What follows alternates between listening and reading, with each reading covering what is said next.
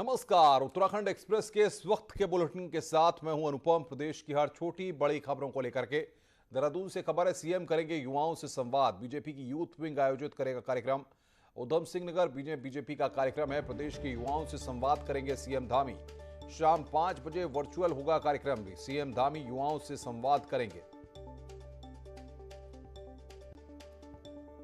तो युवाओं से संवाद करेंगे सीएम धामी। शाम 5 बजे इस कार्यक्रम को रखा गया है। बीजेपी यूथ विंग इस कार्यक्रम का आयोजन कर रहा है। उधम सिंह नगर में बीजेपी का एक कार्यक्रम है। और बातचीत करने के लिए सुनील प्रभात हमारे संवाददाता देहरादून से हमारे साथ जुड़ रहे हैं। सुनील, युवाओं के सहारे 22 के दंगल को फतेह करने की रणनीति यहां पर बनाई जा रही है और इसके लिए अब यूथ विंग को जिम्मेदारी सौंपी गई है।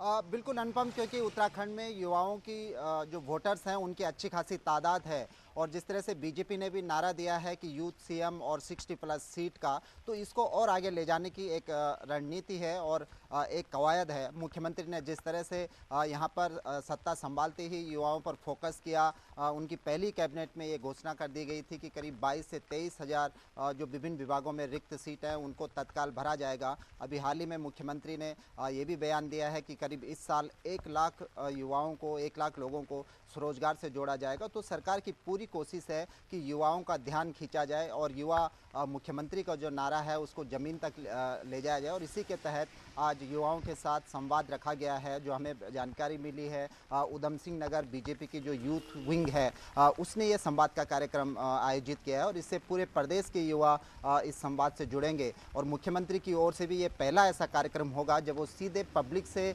युवाओं से 1 to 1 करेंगे, उनकी समस्याएं जानेंगे, अपने विचार उनके सामने रखेंगे, सरकार क्या कुछ प्रदेश में युवाओं के लिए कर रही है। इस संवाद कार्यक्रम के जरिए उसे आम जनता तक पहुंचाया जाएगा और ये पूरा कार्यक्रम अनुपम वर्चुअली होगा। मुख्यमंत्री अपने कैंट रोड स्थित जो आवास है उससे कनेक्ट रहेंगे। जी सुनील, लेकिन सबसे बड़ी बात यह है कि जिस तरीके से युवा सीएम का प्रोजेक्शन हो रहा है, जिस तरीके से पुष्कर सिंह धामी के हाथ में कमान है, ऐसे में बेरोजगारी और साथ ही साथ तमाम ऐसे मसले हैं जिनको युवा उनके संज्ञान में ला सकते हैं, उठा सकते हैं, जिस पर सीएम धामी को फैसला भी लेना होगा फिर।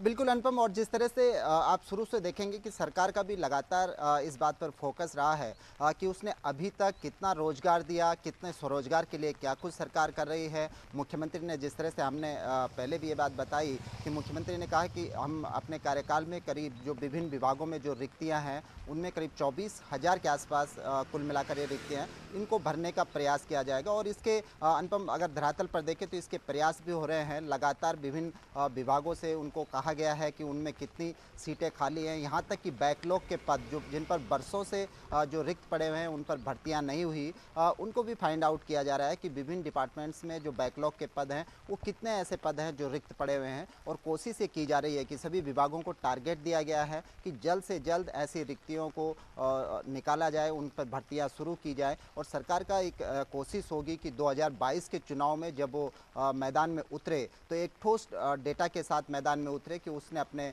पिछले 5 साल के कार्यकाल में इन पदों पर, इन विभागों में इतनी नौकरियां दी। ये विपक्ष के लिए भी एक जवाब होगा और खासकर यूथ सीएम को प्रोजेक्ट करने का जो बीजेपी का लक्ष्य है वो भी बहुत कुछ इससे तय हो जाएगा। जी सुनील, बहुत बहुत शुक्रिया आपका हमारे साथ जुड़ने के लिए और बातचीत करने के लिए। सुनील प्रभात हमारे संवाददाता इस बड़ी खबर पर हमारे साथ जुड़े हुए थे। आगे बढ़ते हैं। आज सावन का सोमवार है, सावन का तीसरा सोमवार है। आज शिवालयों में भक्त उमड़े हुए हैं, भगवान शिव की पूजा अर्चना कर रहे हैं। सावन में भगवान शिव की पूजा, शिव भक्ति में डूबे हैं भक्त। दशेश्वर मंदिर में भक्तों का तांता लगा हुआ है।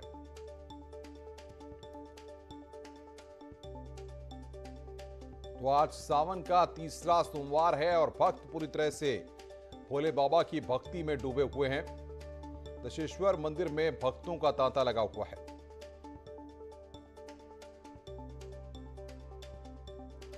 शिवालयों में वहां पर भक्त उमड़े हुए हैं। सावन के सोमवार का ये मौका, पूजन हो रहा है, भगवान शिव की पूजा की जा रही है।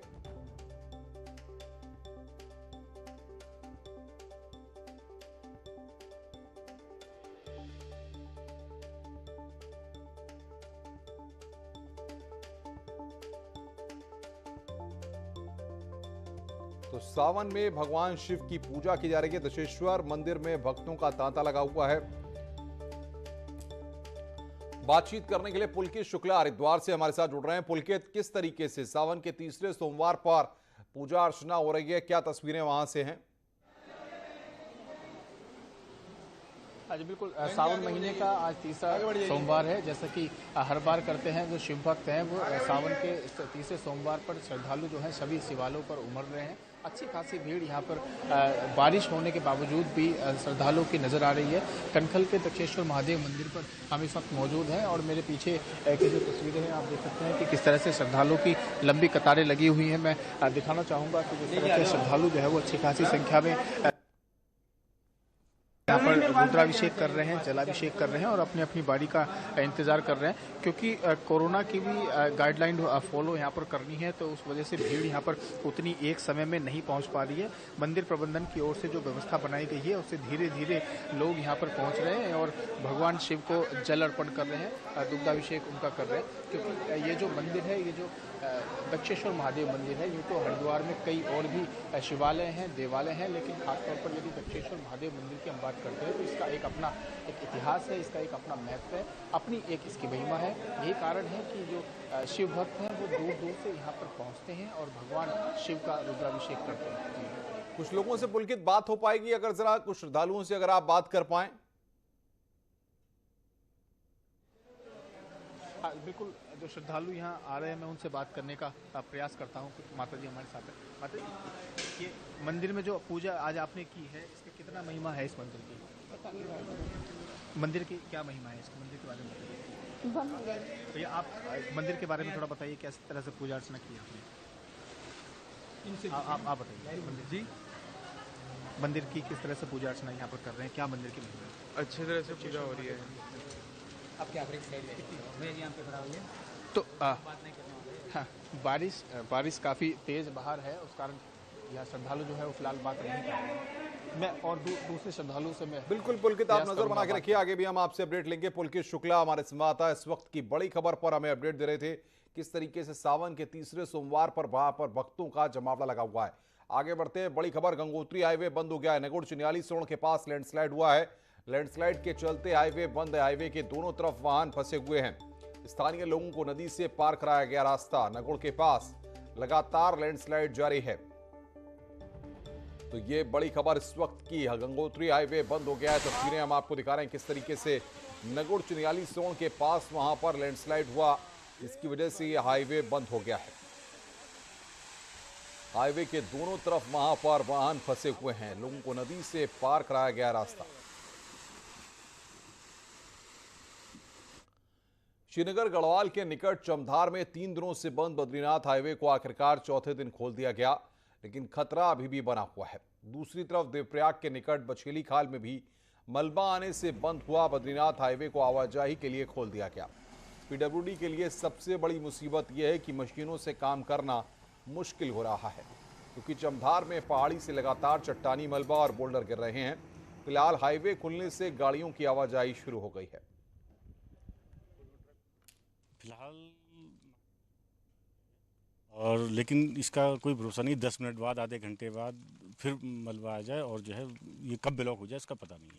हाँ, क्योंकि natural gravity, regular boulder falling हो रही है, तो कब बंद हो जाए पता नहीं। चमोली के कर्णप्रयाग में डाटपुलिया के पास अचानक अनियंत्रित होकर एक बाइक दुर्घटनाग्रस्त हो गई और खाई में गिर गई, जिससे बाइक सवार की मौके पर ही मौत हो गई, जबकि दूसरा सवार गंभीर रूप से घायल हो गया। इसे स्थानीय लोगों और पुलिस की मदद से कर्णप्रयाग के अस्पताल में भर्ती कराया गया, जहां उसकी गंभीर हालत को देखते हुए हायर सेंटर रेफर कर दिया गया है।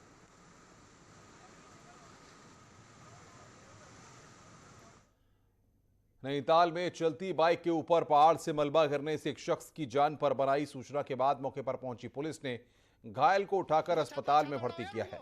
बताया जा रहा है कि एक शख्स हल्द्वानी से नैनीताल अपनी बाइक से आ रहा था कि तभी हनुमानगढ़ी के पास पहाड़ से मलबा गिर गया, जिससे शख्स घायल होकर सड़क पर गिर गया। सूचना के बाद पुलिस पहुंची और घायल को अस्पताल में भर्ती कराया गया।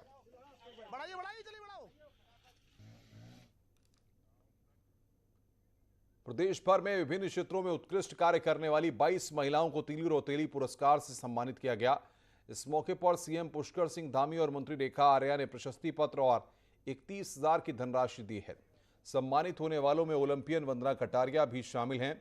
इसके साथ ही कोविड काल में उल्लेखनीय काम करने वाली 22 आंगनबाड़ी वर्करों को भी सम्मानित किया गया। सीएम ने अगले साल से दोनों कैटेगरी में मिलने वाली पुरस्कार राशि को बढ़ाकर 51,000 करने का भी ऐलान किया। वहीं हॉकी खिलाड़ी वंदना कटारिया को महिला सशक्तिकरण विभाग की ब्रांड एम्बेसडर भी घोषित किया गया है।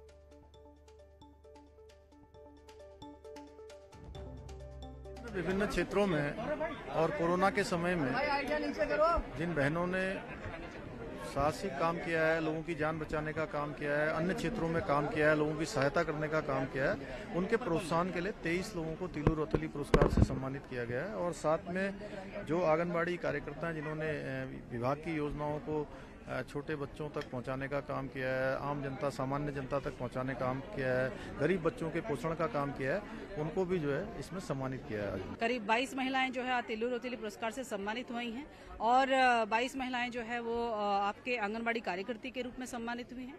हाँ, सरकार की तरफ से ये घोषणा थी कि उनकी 10 और 11,000 की धनराशि में वृद्धि की जाएगी। उस घोषणा को पूर्ण करते हुए आंगनबाड़ी कार्यकर्तियों को 21,000 की धनराशि और जो तिलू रौतेली पुरस्कार प्राप्त कर रही है उन्हें 31,000 की धनराशि के साथ में आज चेक वितरित किया गया। साथ साथ में उनको सम्मान के रूप में उनका सर्टिफिकेट भी उनको दिया गया है। कांग्रेस के इलेक्शन कमेटी के चेयरमैन हरीश रावत ने राज्यसभा में उत्तराखंड से जुड़े मसले उठाने के लिए सांसद अनिल बलूनी की तारीफ की है। हरीश रावत ने कहा कि मैंने सांसद रहते हुए रिकॉर्ड नंबर पर लोकसभा में प्रश्न उठा डाले, इससे उत्तराखंड को कुछ न कुछ मिला है। आज अनिल बलूनी भी ऐसा ही प्रयास कर रहे हैं, तो हमें उनका मनोबल बढ़ाना चाहिए। हरीश रावत का कहना है कि उम्र के इस पड़ाव पर केवल किसी का विरोधी मान सकते हैं, जो उसके गुण हैं उसकी प्रशंसा करना भी मेरा कर्तव्य है। हरीश रावत ने कहा कि अन्य सांसदों को भी अनिल बलूनी की तरह प्रयास करना चाहिए।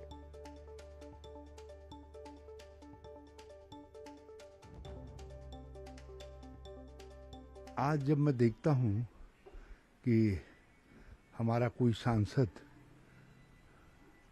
चाहे वो किसी पार्टी का हो, उत्तराखंड के लिए कुछ कर पा रहा है, कुछ प्रश्न डाल रहा है, कोई बात कर रहा है, तो हमें उसका उत्साह बढ़ाना चाहिए।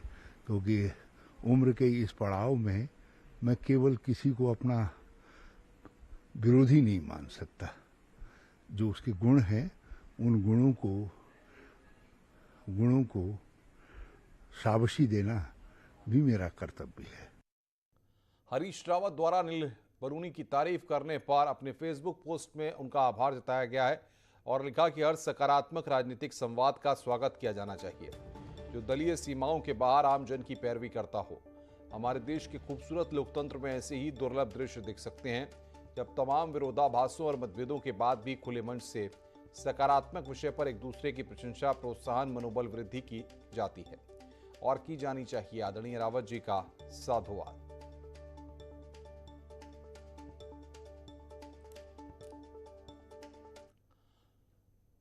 पूर्व मुख्यमंत्री और गढ़वाल सांसद तीरथ सिंह रावत ने देवस्थानम बोर्ड पर एक बार फिर पुनर्विचार किए जाने की पैरवी की है।